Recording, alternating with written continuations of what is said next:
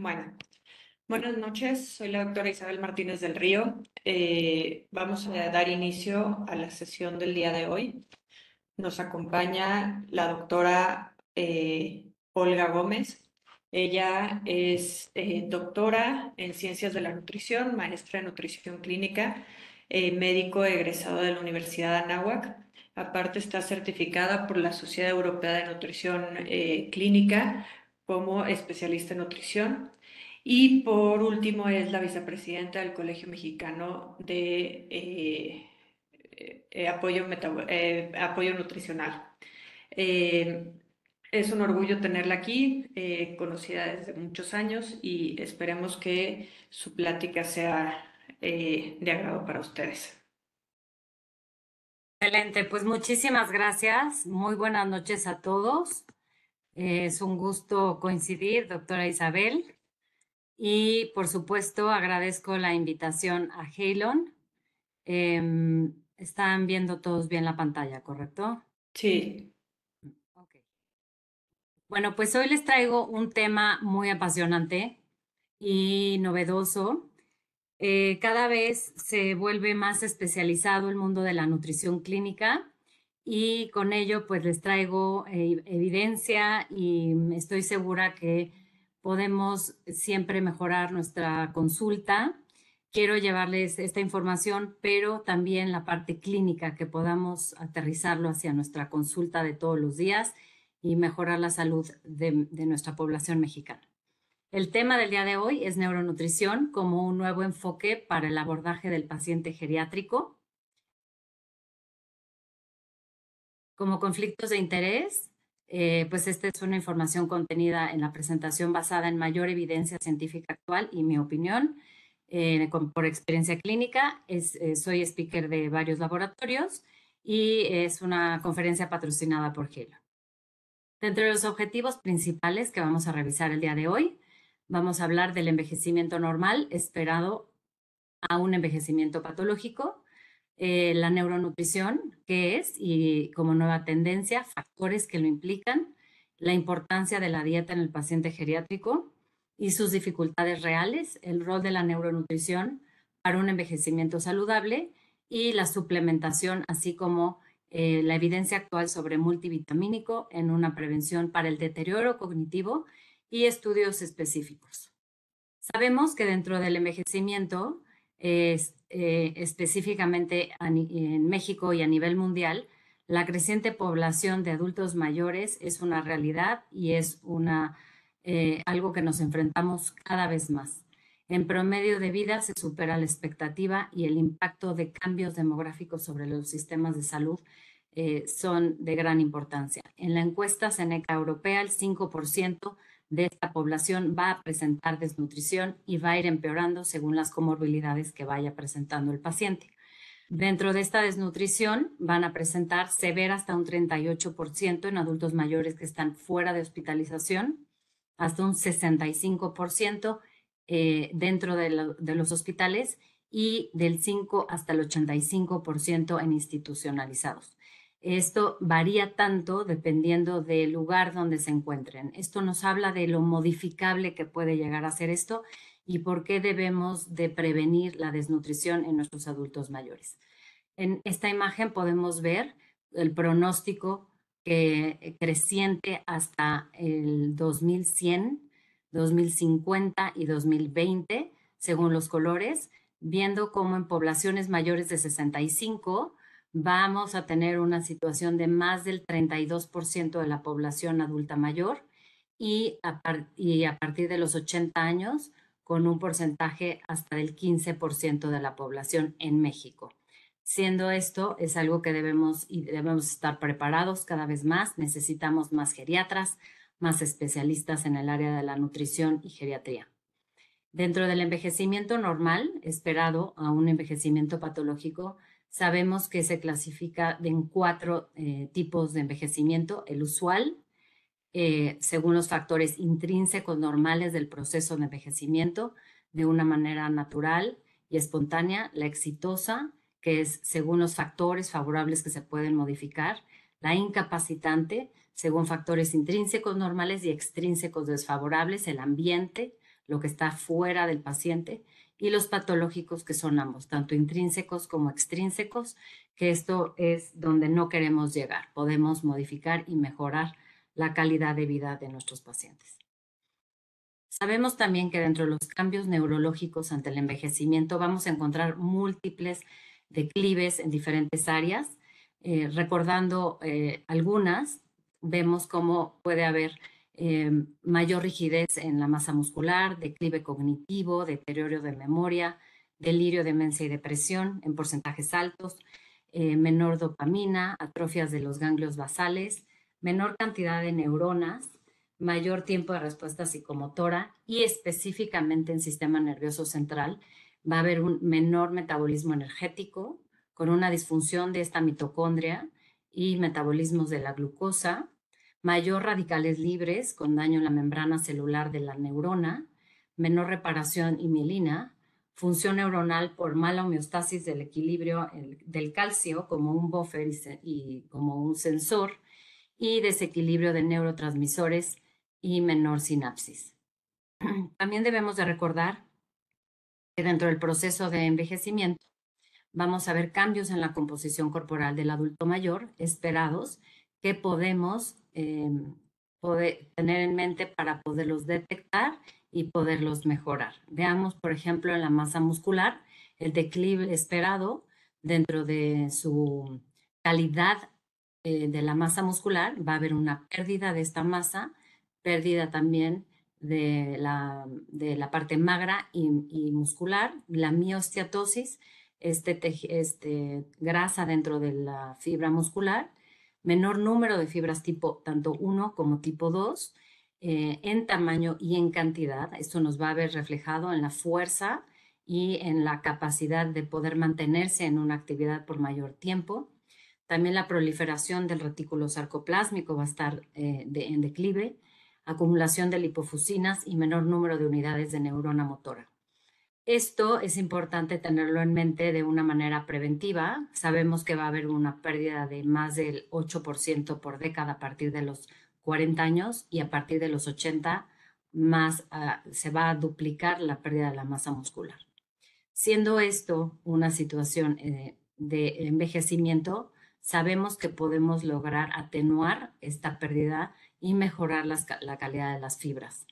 También dentro del tejido graso podemos ver que hay un mayor porcentaje de grasa que es esperado, mayor distribución en la zona central, grasa de distribución abdominal, visceral y pérdida de la masa grasa en miembros inferiores y miembros superiores, con un mayor declive, siendo así a partir de los 75 años. También de la densidad ósea, con una disminución asociada a un déficit de la vitamina D y del calcio, así como la actividad física, por lo tanto, y los niveles de hormonas sexuales. También dentro del tema de deshidratación, que es común, el estado de deshidratación común y crónica, y esto sabemos que vamos a tener un promedio de pérdida de un 17% en mujeres y de un 11% en hombres. Teniendo esto en cuenta, y nosotros en el área de la nutrición podemos evaluar por medio de diferente tecnología los diferentes compartimentos del cuerpo, podemos analizar a detalle y ver la mejoría o el declive de cómo nos está llegando el paciente. Todos estos cambios también se van a asociar y están directamente relacionados con una menor pérdida de alimentación, menor apetito, una anorexia, cambios del gusto y del olfato, cómo fisiológicamente esto va a cambiar y por ende va a ir disminuyendo tanto la cantidad como la calidad de la alimentación, el vaciamiento gástrico más lento, mayor saciedad y mala calidad de la misma alimentación por ende. También se va a ver afectado el sistema inmunológico con menor tejido inmunológico, disfunción de células T, manifestándose enfermedades como artritis, cáncer, enfermedades vasculares, autoinmunes y susceptibilidad a mayor riesgo de infecciones. La inmunosenescencia se asocia a menor proliferación de linfocitos T, actividad de las T helpers y causando esto una inmunosupresión, reflejado también por déficit de los micronutrientes, también como lípidos. Nosotros hacemos un tamizaje y una valoración nutricional en todos los pacientes y en adultos mayores debemos de tomar en cuenta que hay ciertos cambios entre el adulto y el adulto mayor que hay que tomar en cuenta y enseñar y educar al paciente para que no estén tratando, por ejemplo, en peso, porcentaje de grasa, de tener un menor porcentaje de grasa cuando sabemos que es recomendado un rango y un peso de un poco mayor a partir de los 60 años. Hay que considerar tanto el índice de masa corporal simplemente como un dato, más sabemos que el índice no es algo que nos define diagnósticos por ningún motivo. En la nutrición utilizamos múltiples mediciones, tanto de exploración física como de fórmulas de composición corporal para poder llegar a diagnóstico, pero tenemos varias herramientas también como la circunferencia media del brazo y específicamente en adulto mayor la circunferencia de pantorrilla como un marcador importante de la masa muscular. Les pongo esta imagen para poder considerar cómo se debe de evaluar, sobre todo en pacientes que no pueden estar de pie, cómo podemos evaluar la circunferencia de pantorrilla y normalmente se utiliza un punto de corte de 31 centímetros en pantorrilla, pero bueno, es simplemente un ejemplo que aquí les pongo y también recordar la clasificación que sabemos que en adulto varía, es distinto y por ejemplo en un paciente que se podría considerar en adulto sobrepeso, en adulto mayor sería normal.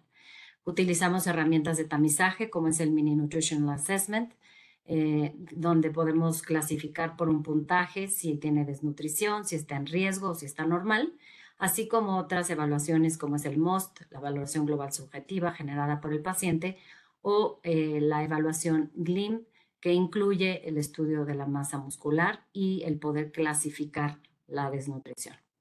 Dentro del modelo de envejecimiento exitoso, que es nuestro objetivo, por supuesto, el que nuestros adultos mayores, nuestros pacientes puedan lograr ese equilibrio y tener un éxito en el envejecimiento, podemos encontrar la balanza tanto de manera que tengan una mejor cognición, una mejor funcionalidad, el que puedan tener un estilo de vida activo, que estén incluidos en las actividades de la sociedad y prevenir las enfermedades y sus consecuencias. Hablando específicamente de la neuronutrición, que está como una nueva tendencia, esta viene, bueno, pues está la investigación en la psiconeuroendocrinoinmunología. Esto nos ha abierto un nuevo horizonte en el rol de las neurociencias nutricionales. Se reconoce como una herramienta que moldea el metaboloma y el epigenoma, donde conductas de alimentación en conjunto con nutrientes tienen un efecto directo en la autorregulación, el mismo metabolismo, el sistema inmunológico y la función cerebral. Como ven, abarca diferentes campos y dentro de las neurociencias les resumo visualmente como de la neurociencia viene la neuronutrición, estudia los efectos de estos componentes dietarios, patrones alimenticios, planes de alimentación, actividad física, etcétera, para utilizar estos patrones dietarios y poder hacer planes de prevención, tratamiento en enfermedades neurológicas.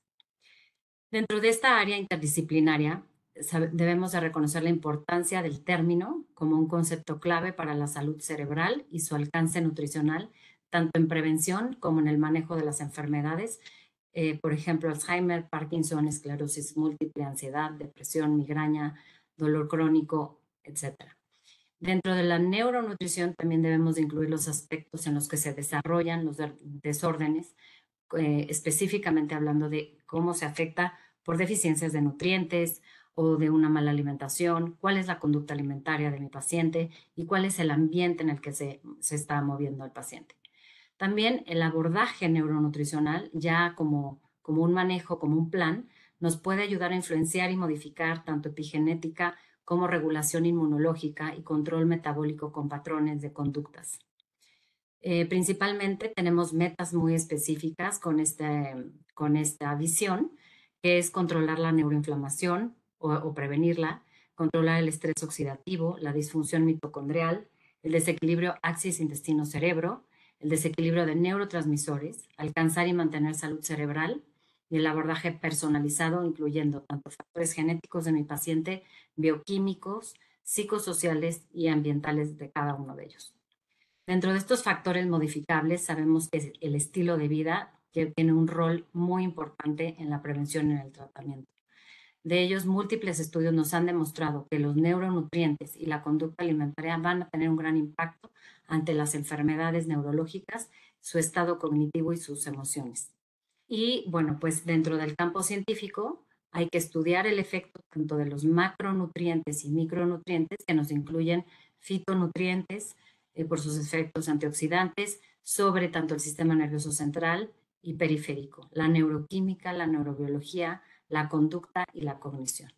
El futuro de la neuronutrición es parte de la medicina preventiva y personalizada con intervenciones para prevenir, tratar enfermedades tanto neurológicas como psiquiátricas. Y bueno, pues en conjunto es donde se encuentra esta fusión del el trabajo del médico y del nutriólogo. Si resumimos de la neuronutrición, tiene tres campos como el efecto directo de la neurociencia nutricional, mejorando conductas alimentarias y funciones cognitivas. En el campo de la neurología, prevenir y tratar los desórdenes neurológicos con ciertas intervenciones nutricionales. Y del área de la nutrición, detectar esas deficiencias de micronutrientes o insuficiencias nutricionales que no son tan evidentes visualmente, pero sabemos por su tipo de alimentación que podemos corregir ciertos patrones alimentarios. Hay factores que van a estar implicados en esta neuronutrición y pensando en un enfoque preventivo, sabemos que el eje intestino-cerebro, por ejemplo, del sistema nervioso entérico, va a tener una comunicación de ida y de vuelta intestino-cerebro. La neuroinflamación va a causar permeabilidad intestinal por las hormonas neuroendocrinas. También tenemos que tomar en cuenta las patologías que desencadenan alteraciones de deglución, el tema de la disfagia, y pues va a presentarse cuando venga un proceso de fatiga, alteraciones de reflejos orales alterados, debilidad orofacial por cualquier pérdida, incluyendo masa muscular, estados dentales del paciente y una menor sensibilidad a la deglución. La disfagia la clasificamos tanto en fase oral de masticación, la faríngea y la esofágica. Y en todas ellas podemos tener un proceso de recuperación. También en el ámbito de las demencias, dentro de las enfermedades neurodegenerativas, podemos hacer prevención con neuronutrición y está asociado a alteraciones nutricionales, disfagia también, pérdida de peso y alteraciones gastrointestinales. Por lo tanto, debe haber una detección temprana para poder ofrecer un tratamiento y un manejo nutricional que tenga un potencial para apoyar tanto el tratamiento médico y disminuir estas complicaciones. Dentro de la importancia de la dieta en el paciente geriátrico y dificultades reales que nos enfrentamos día a día, hay factores que nos afectan este estado nutricional, como es la calidad y el acceso de los alimentos, esto siendo una realidad en todos los pacientes. Hay algunos que podrán tener más accesos, pero también depende de todos los factores, tanto externos, como hablaba, y las elecciones que van a hacer, tanto por su estado mental, dependiendo de su estado de ánimo, y sabemos que esto puede influir altamente en el apetito del paciente y en el ánimo de poder comer. Preferencias, cultura, por supuesto, ciertas adicciones que pueden estar provocando menor ingesta de alimentos, el apetito, la educación nutricional que tenga nuestro paciente y ciertas tradiciones. También su presupuesto, el acceso a disponibilidad alimentaria, del estado de salud, su aislamiento social, que sabemos que esto lo debemos impulsar para que tengan programas de alimentación. El tema de la ingestión también, si hay alteraciones, nos va a alterar el tipo de calidad de alimentación y sabemos que digestión y absorción va a estar disminuida y hay ciertas situaciones que no nos permiten que se absorba al 100% los nutrientes. La desnutrición va a estar aquí relacionada a enfermedades donde puede haber sobrecrecimiento bacteriano, tengan antecedentes de cirugías gástricas, gastritis atróficas, síndromes de mala absorción y deficiencias. También el requerimiento tisular, estar constantemente en reparación, tanto de fibras del sistema dermatológico, de la masa muscular, del sistema óseo, y estar en constante reparación y buscando esa homeostasis en las comorbilidades. Por lo tanto, hay que tomar todo eso en cuenta. Dentro de la nutrición existe una mnemotecnia donde se llama Meals on Wheels, que nos recuerda los puntos claves del por qué las causas de la pérdida de peso a nuestros pacientes, que sabemos que no queremos que tengan una pérdida de peso sobre todo que no es intencionada porque estaríamos hablando de una pérdida de masa muscular.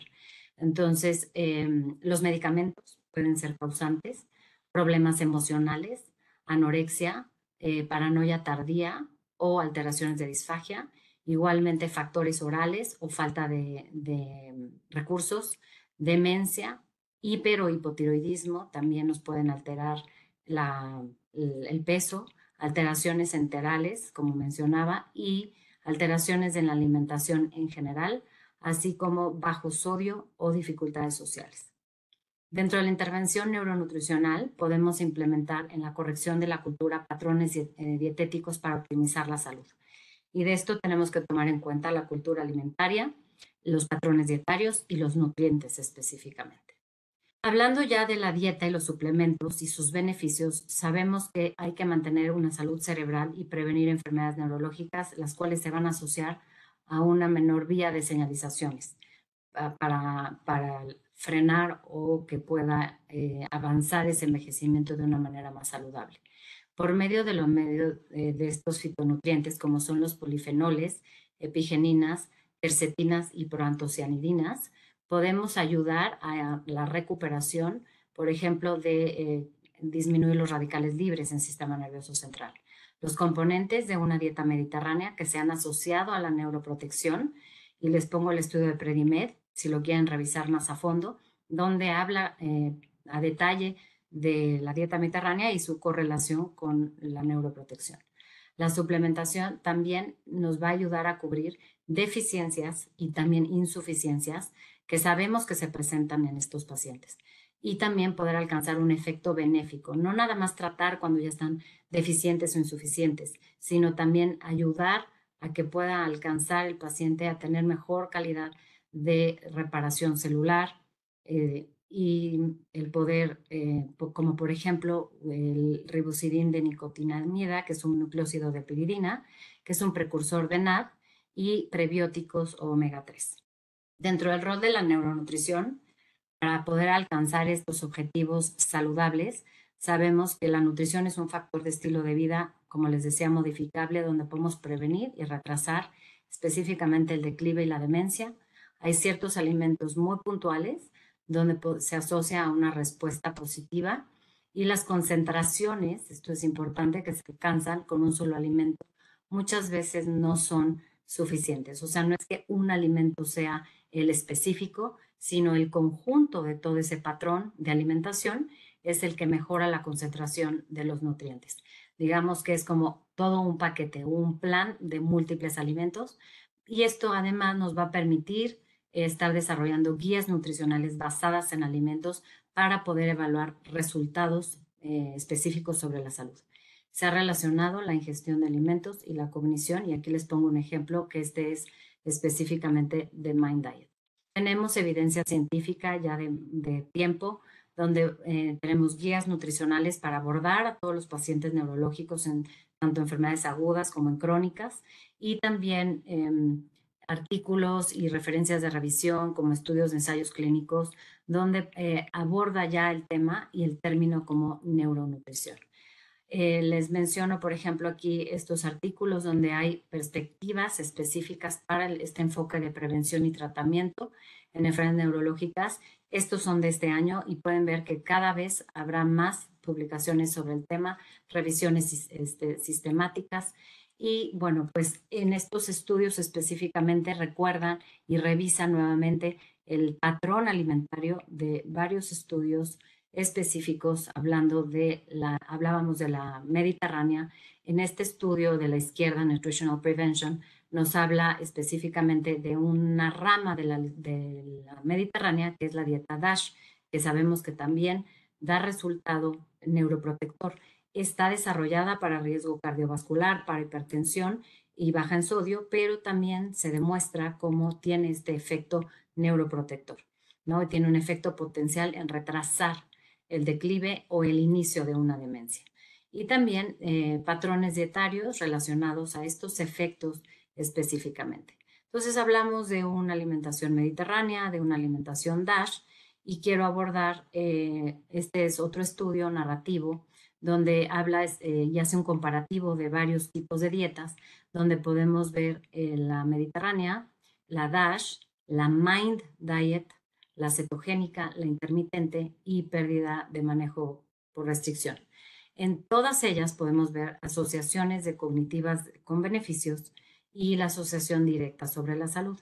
Veamos cómo la dieta Mind, que ahorita les describo un poco más, tiene una mayor reducción del declive ante todas las otras, con una asociación positiva en la memoria, fluidez verbal, habilidad visual, velocidad de ejecución y función. Va a haber mayor integridad a nivel celular de la neurona y una resolución de inflamación y menor oxidación.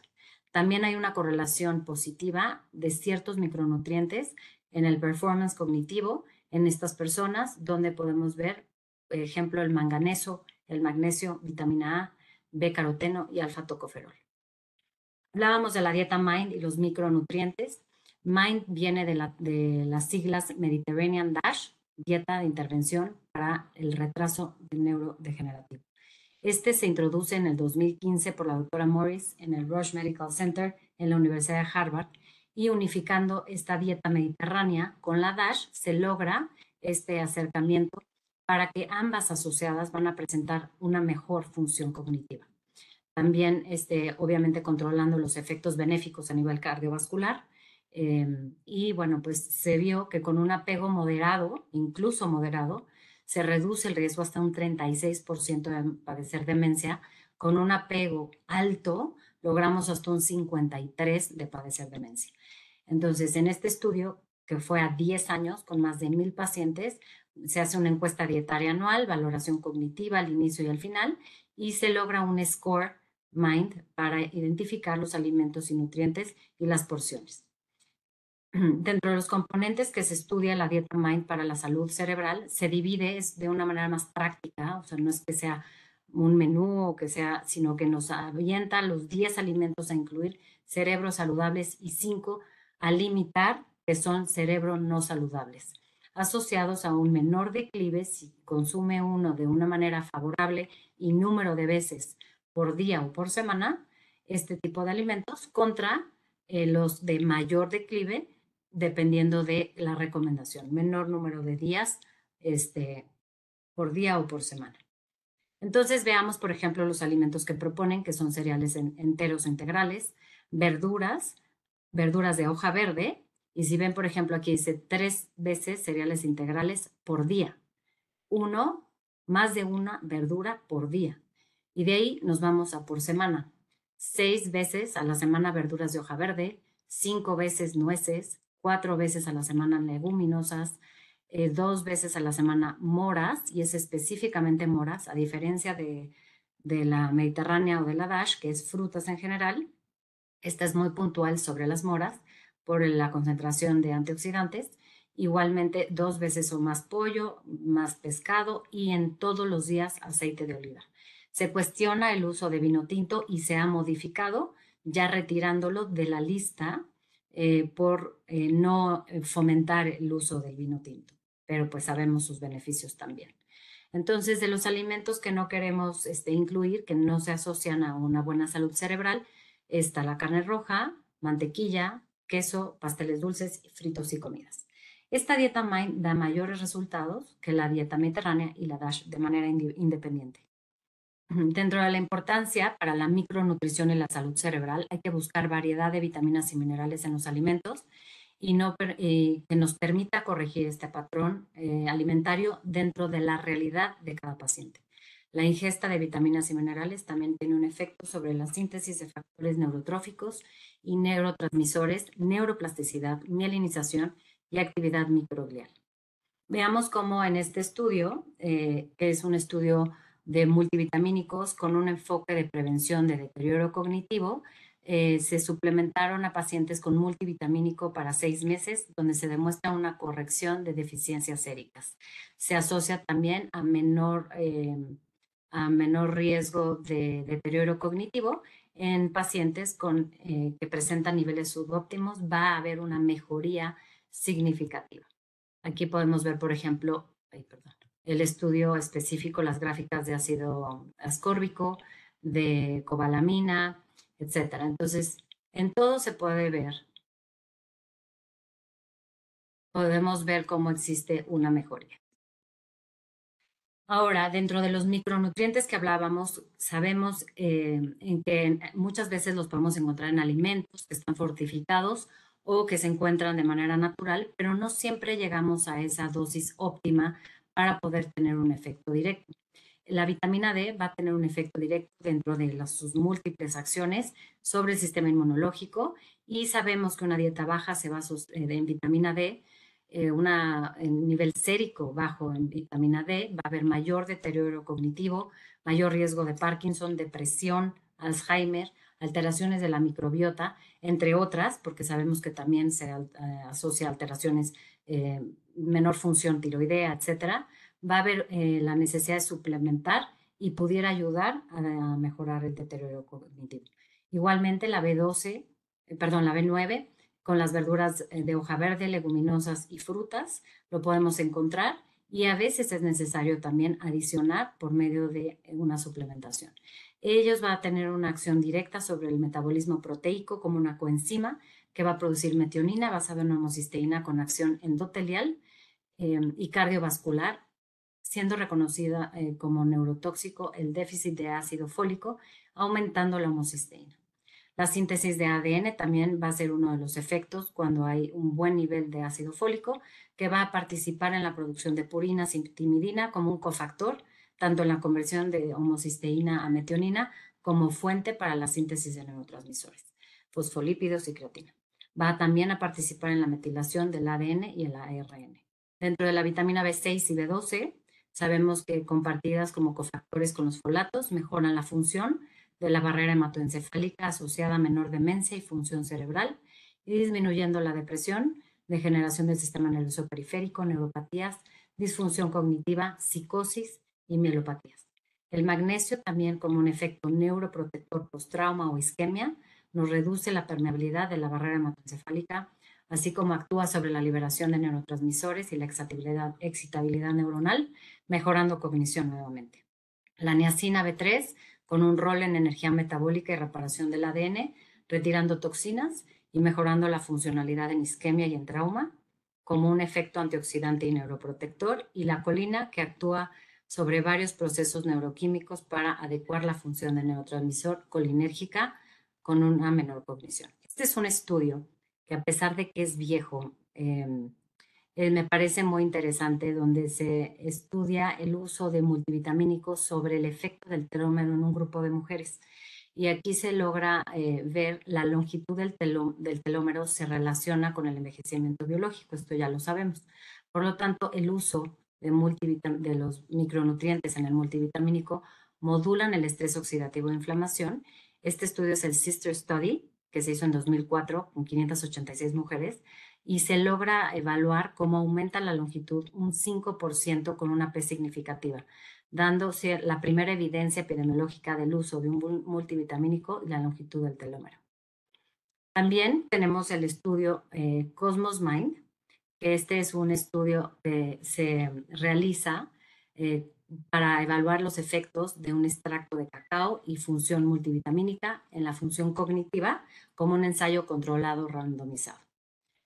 Podemos ver que dentro de las generales del estudio Cosmos Mind, el objetivo es valorar el efecto, como les comentaba, del multivitamínico, el extracto de cacao versus el placebo. Entonces tenemos como primera evaluación la cognición global, los episodios de memoria y las funciones ejecutivas que fueron evaluadas, y en adultos mayores de 65 años, siendo 60% mujeres, 40% hombres. Es un diseño y población de estudio de una N de 2.261 pacientes mayores de 65 y una metodología donde se evalúa la cognición basal anualmente durante 3 años.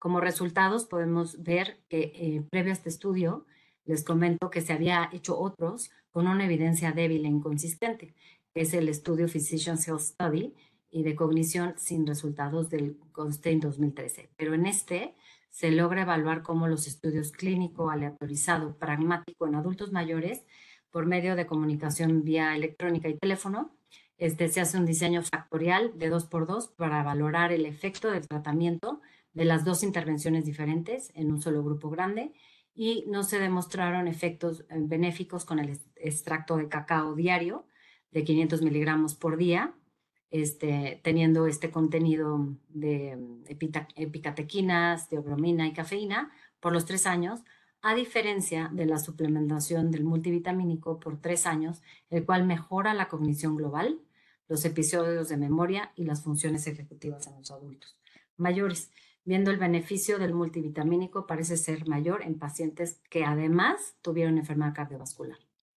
Podemos ver los cambios basales en la suplementación con multivitamínico diario contra placebo sobre el tiempo, con un menor declive cognitivo los que estaban suplementados, los que estaban activos con la sustancia activa y los que presentaban el placebo. También dentro de la cognición global a 3 años, con enfermedad cardiovascular específicamente, podemos ver que la mejoría es sustancial comparado a esa población que no tenía una patología cardiovascular. Y dentro de la memoria episódica y de la función ejecutiva, también podemos ver que el grupo que estaba con la sustancia activa tenía también un mejor resultado cognitivo, igualmente tanto en la memoria como en la ejecución de la función. Dentro de ello podemos englobar que la dieta y la suplementación sinérgicas y personalizadas, junto con un patrón alimentario de una dieta MIND, con una suplementación, se puede llevar un manejo personalizado para mejorar este tipo de enfrentamientos que tenemos constantemente.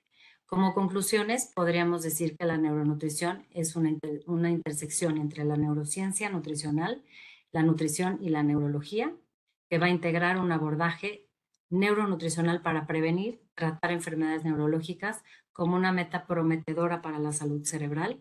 Hay que continuar haciendo investigación, continuar viendo resultados de manera muy puntual, pidiéndole y educando a los pacientes para que tengan una buena adherencia al tratamiento médico-nutricional, y lograr modificar patrones, cultura alimentaria, junto con neuronutrientes según el objetivo terapéutico de cada uno de los pacientes, según la enfermedad neurológica que pueda llegar a presentar, para lograr aplicar un concepto en la práctica clínica, el abordaje personalizado considerando la genética, bioquímica, psicofisiología, factores ambientales, y considerar la suplementación que nos permite atenuar y mejorar el declive cognitivo.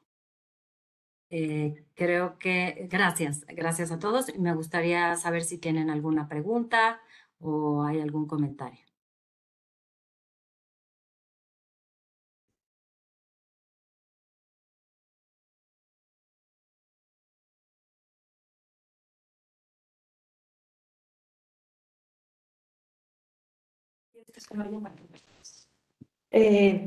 Olga, muchísimas gracias por esta excelente plática.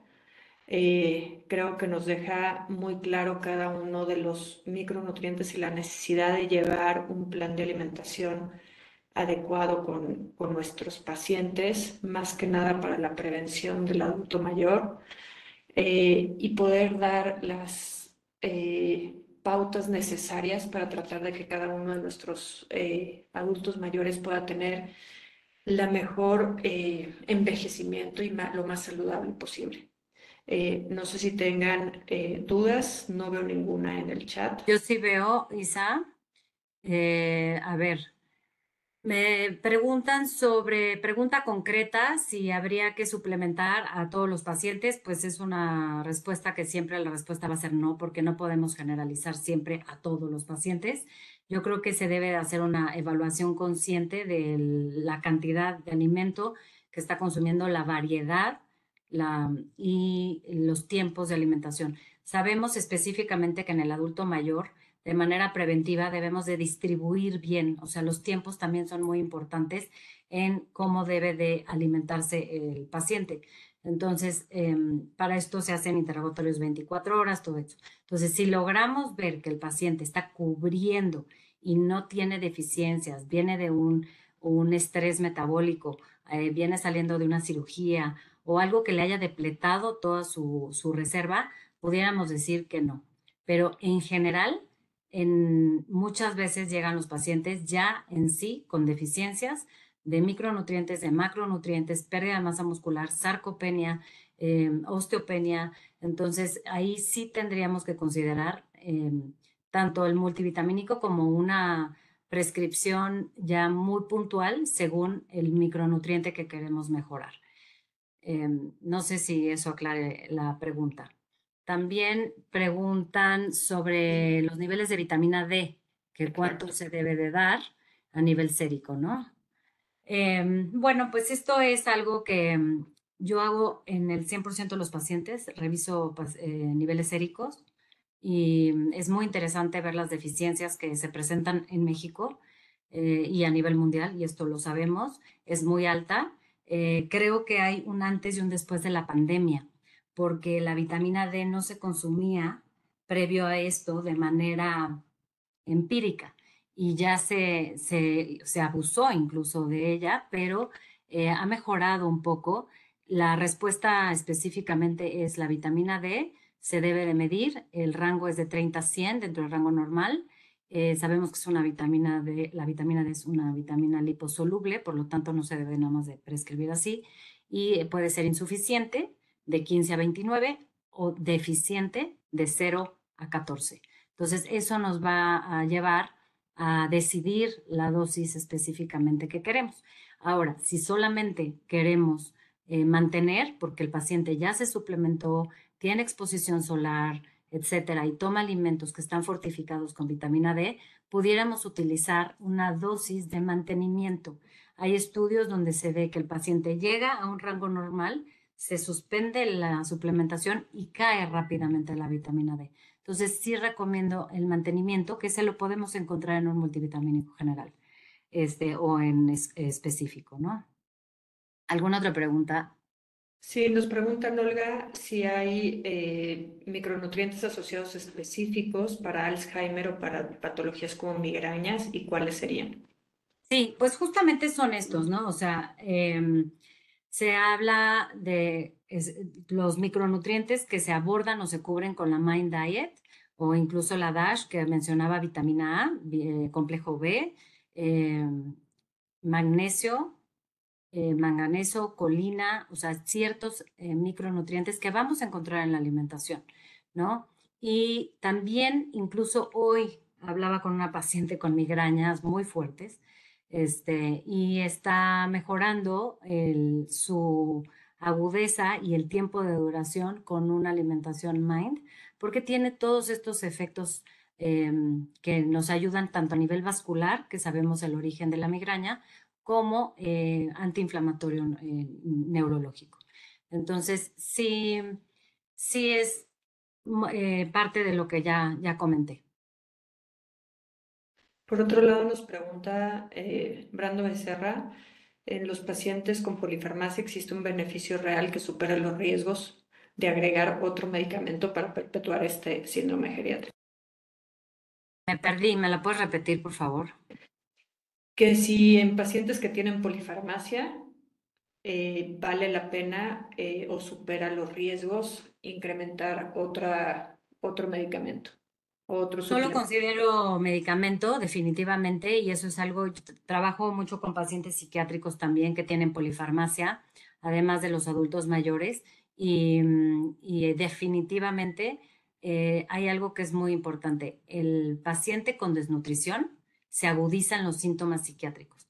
El paciente con depresión, con pensamiento obsesivo, con todo esto, si tienen desnutrición, peso bajo, menor masa muscular, definitivamente yo es algo que he visto la mejoría cuando recuperan su estado nutricional en calmar este tipo de conductas.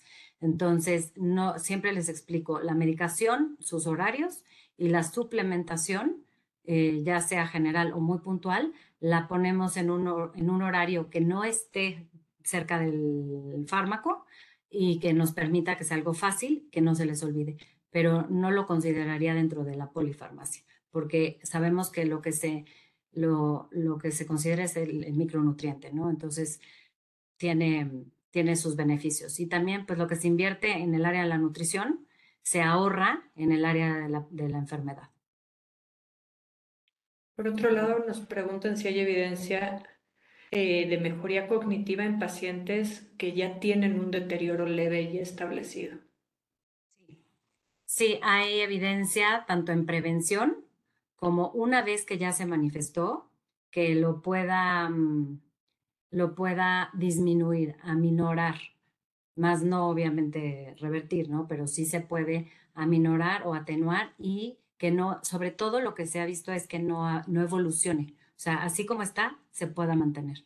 Entonces, eso es algo que es interesante. Y por último, si se ha demostrado que los pacientes en nuestro país, la dieta japonesa abarca un beneficio en la disminución del desarrollo de enfermedades neurodegenerativas. Interesante pregunta, no lo sé, no he estudiado a fondo la dieta japonesa. Por ejemplo, la nórdica es muy parecida a la mediterránea. La japonesa debe de ser, no la conozco, pero la voy a estudiar. Bueno, pues si no quedan más preguntas para la doctora Olga, pasamos rápidamente a las preguntas generales. Eh, Gracias.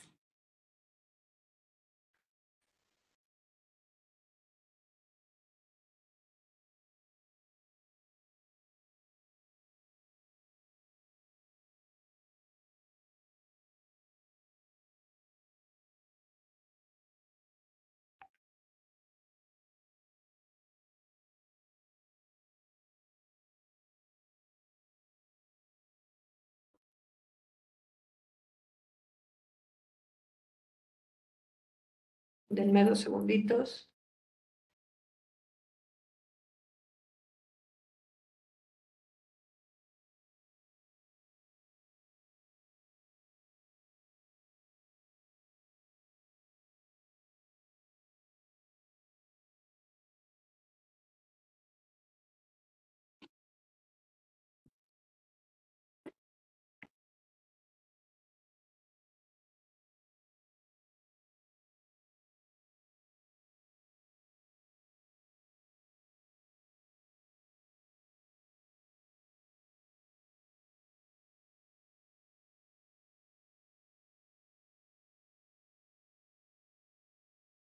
Bueno, mientras tanto, hay otra pregunta.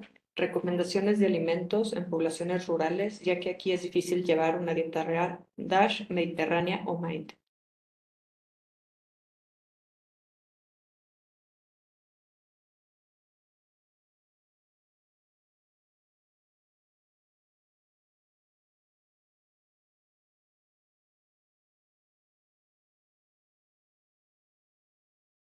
Doctora,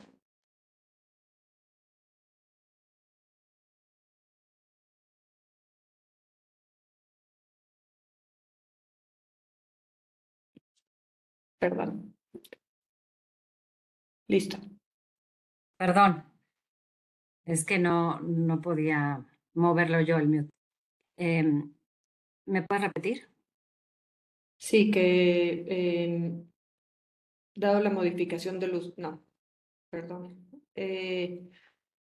Recomendaciones de alimentos en poblaciones rurales, ya que aquí es difícil utilizar una dieta DASH, MIND o mediterránea.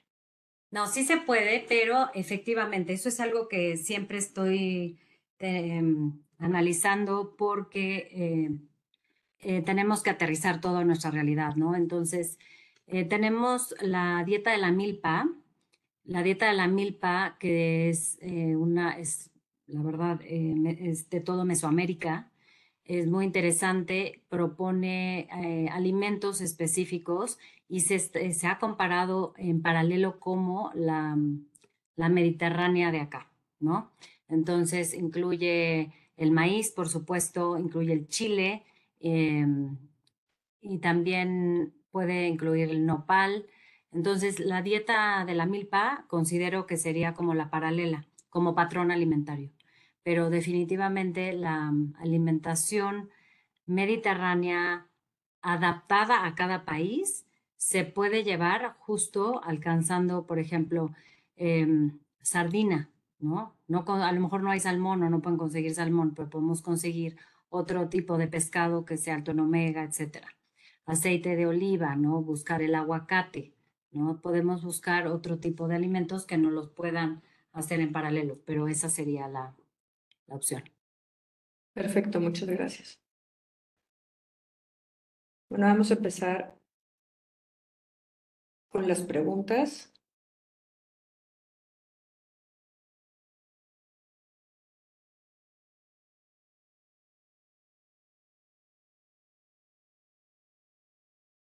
Si pueden ver la pantalla.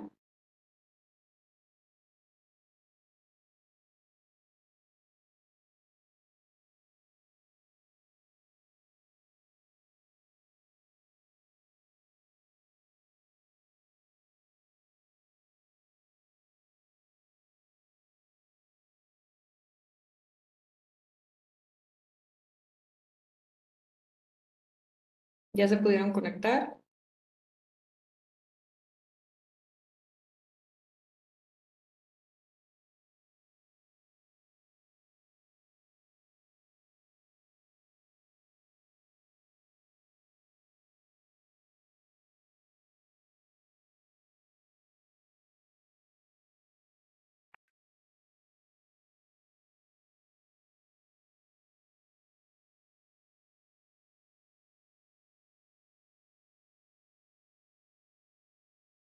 ¿En paciente geriátrico es seguro tomar multivitamínicos a largo plazo?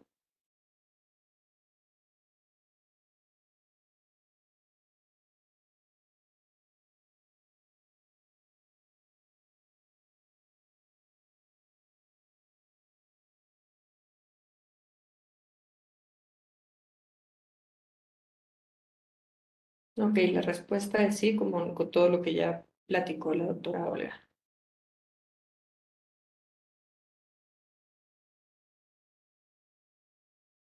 ¿Cuál fue el tiempo de intervención que se tuvo el estudio Cosmos Mind? ¿Un año, 6 años, 3 años u 8 años?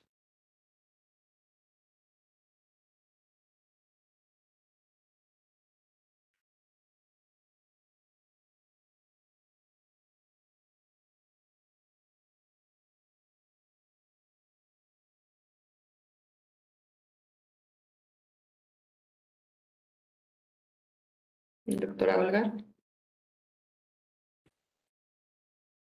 ¿Te doy la respuesta? Sí, y si quieres Sí, hacer sí. algún comentario al Ah, respecto. sí. Sí, en este estudio es muy claro, ¿no? 3 años fue el estudio. Ujú. Correcto. Muy bien, me pusieron atención. La suplementación con multivitamínicos se realizaron en el estudio Cosmos Mind demostró mejorar en una, memoria, habla, cognición global en adultos mayores. O músculos, memoria episódica y función ejecutiva en adultos mayores. O cognición global, memoria episódica y funciones ejecutivas en adultos mayores.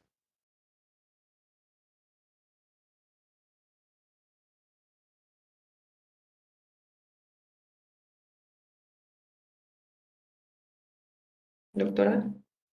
Sí, es correcto. La cognición global, la memoria episódica y las funciones ejecutivas en el adulto mayor fue lo que se evaluó en este estudio, viendo los beneficios específicos.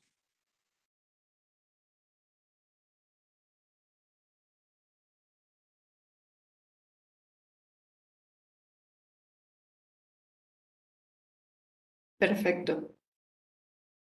Pregunta 4. El uso de un multivitamínico es una recomendación estrategia adecuada como método preventivo de neuronutrición y una herramienta complementaria en la dieta del paciente geriátrico. ¿Sí o no?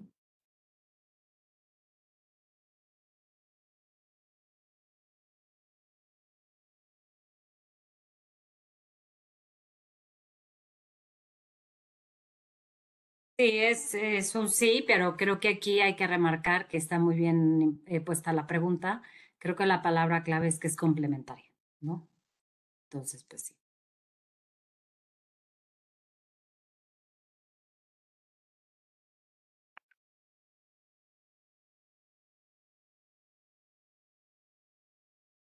¿Cuál fue el diseño y población del estudio Cosmos Mind? 5.000 pacientes mayores de 50 años, 2.262 pacientes mayores de 65 años, 1.000 pacientes mayores de 85 años o 500 pacientes mayores de 65 años.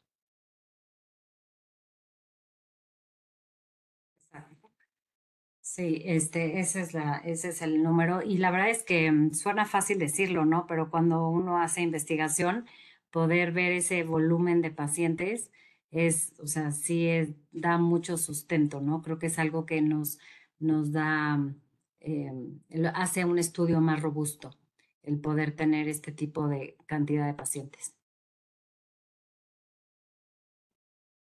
Perfecto, pues tenemos a dos ganadores, Jesús y la doctora Martínez.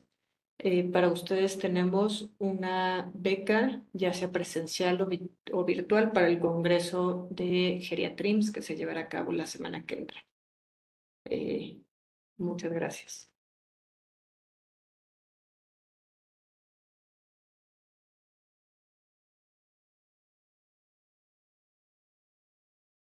Bueno, no sé si tengan más preguntas para la doctora Olga.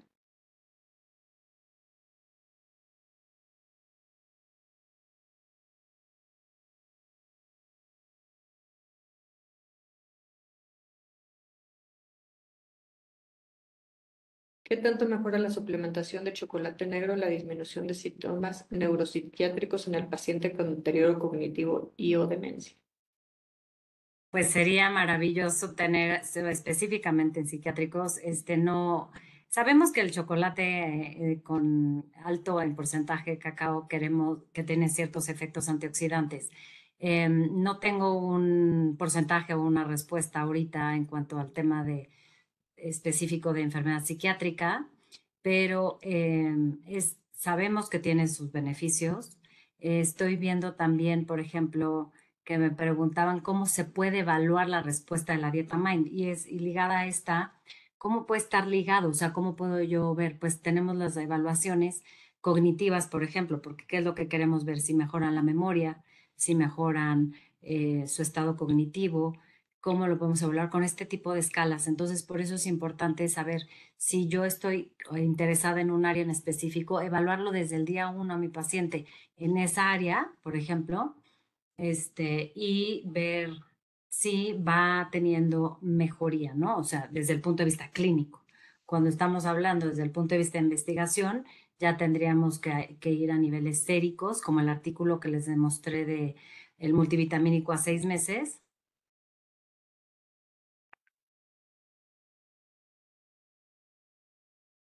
Ok. Bueno, pues muchísimas gracias a la doctora Olga Gómez.